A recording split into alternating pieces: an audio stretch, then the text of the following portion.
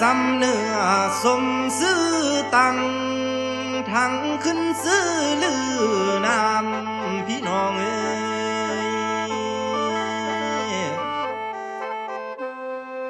วันธนธรรมหรือสื่อคือผ้าไหมลาวลายนาเข้านา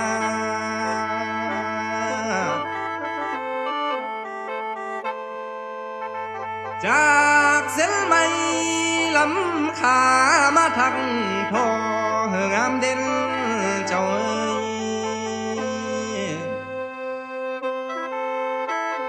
เป็นลวดลายเอกลักษณ์ยองดังกองทั่วโลกาเทนา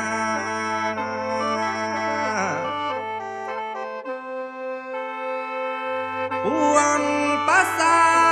พี่น้องก็ดีเจอสมซื่อพื้นผ้าไหมลายนักนี้สิมีมา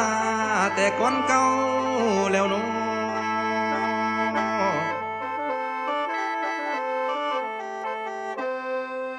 ตั้งแต่ข้าวปู่ย่าตายายพุ่นสืบต่อกันมาพี่น้อง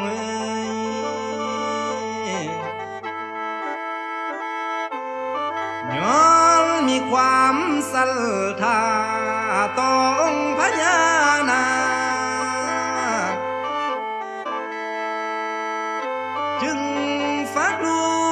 กหลานนั้นพากันสืบต่อแล้วน้องแม่หญิงลาวเฮาแก่งกาโดพากันยิ้มทั้งโทจนกลายเป็นพื้นผ้า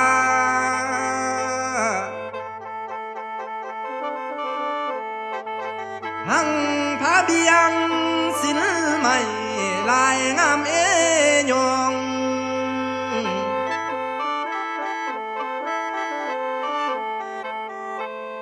นุ่งไปบุญไปงานเพื่อก็ยองสิสวยเด่นงามตาเทดี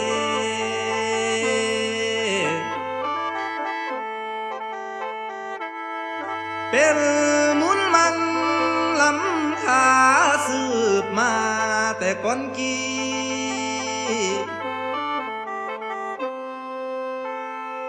ถ้าไม่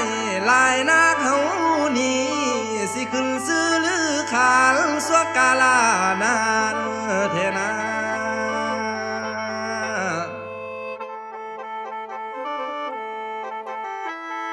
เป็นเอกลักษณ์คู่เมืองคู่บ้านปันโซแก้วหลังเมืองเจ้าเอ้ย